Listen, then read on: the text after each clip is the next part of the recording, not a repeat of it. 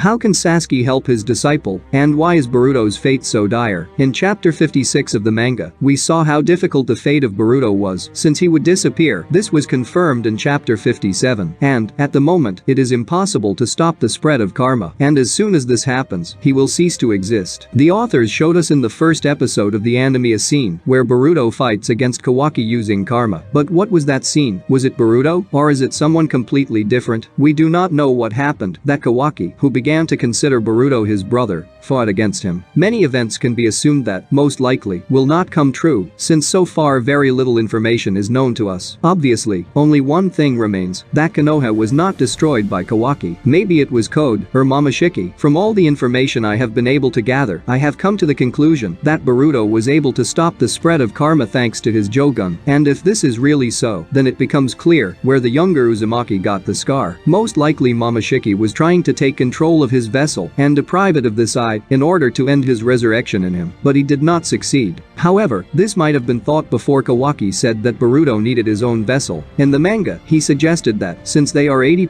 Otsutsuki, and Boruto is still increasing the percentage of these genes, these two can use the abilities of this clan. Not only the body flicker technique, but also karma. As Amato said, nothing is known about karma yet, but as we saw in the case of Urashiki and Momoshiki, they can cover themselves with strange tattoos, something similar to karma, having received the chakra of another Otsutsuki. In other words, they can use karma on themselves, using genes, or chakra, of clan members. This greatly increases their strength. And apparently, they can cancel it because when Boruto defeated Momoshiki, in his mind, Momo took his normal form, without covering the seal that he had during their battle. This means that all Otsutsuki can use karma on themselves, enhancing their abilities. This is what the scene at the beginning of the first episode hints at. Kawaki is not Ishiki's vessel, but he used karma with ease. And now, if you remember the words from chapter 56 of the manga, that Boruto and Kawaki can use the power and techniques of Otsutsuki, everything becomes obvious. Our heroes managed to find a way to use the power they received. This means that they have learned much better the ability of karma, and it is likely that they figured out how to transfer it to another. Boruto wondered if he should force anyone to become his vessel. Therefore, Kawaki offered to test this plan on Code, since he is an antagonist and wants to destroy the entire shinobi world. Boruto's seen to be reluctant, but agree with this outcome. Indeed, according to the author, at the moment, the unpacking of karma in Boruto's body cannot be stopped. And sooner or later Momoshiki will be resurrected, and then the question arises, will Boruto have time to become stronger and pass his mark to Code? And here, as for me, the most insane theory arises, which can be confirmed by references and hints. The theory is that, in the first scene, when the younger Uzumaki and Kawaki are fighting, Konoha was destroyed by Momoshiki, who had already been reborn in Boruto's body. And the one who is now fighting Kawaki, Boruto's vessel, which uses Sasuke's katana, wears his cloak and headband, which, as we know, in the manga, Sasuke appreciates very much, and it was there where he did not give it to Boruto. It all comes down to one thing, self-sacrifice. Sasuke became Boruto's vessel, which is why the younger Uzumaki uses his weapon. In addition, Momoshiki could have left a scar on his face as well, since, if Boruto is fully reborn in Sasuke's body and subdues Jogun, he can manifest a power that we do not know anything about yet. I know it sounds crazy, but imagine what if Momoshiki starts to fully revive and Boruto won't have a choice. As much as Sasuke wants to destroy his disciple, if he knows that there is the slightest opportunity to save him, he will sacrifice himself and gladly agree to become his vessel. Therefore, at the moment Momoshiki is revived, Boruto will hand karma over to Sasuke. But this is just a guess, based on little things and on the fact that the authors are constantly trying to confuse us. After all, we thought that Kawaki is Ishiki's vessel in the first episode, but everything turned out the way we did not expect. It might be the same with why Boruto is wearing Sasuke's cloak and his katana. Many speculate that the younger Uzumaki uses Uchiha's things in memory of the teacher, but, in fact, it may turn out that this is simply due to the fact that Sasuke is Boruto's vessel. In addition, the authors underestimate the strength of the Uchiha and Naruto, but Sasuke still wants to protect Konoha and those close to him, and it seems that the authors deliberately underestimate his strength so that the only way he could help Boruto would be to become a vessel, which logically should be real since he is a descendant of Kaguya. Boruto is also her descendant, and, in fact, their genes must be perfectly compatible. However, we do not yet know how exactly karma chooses his vessel, but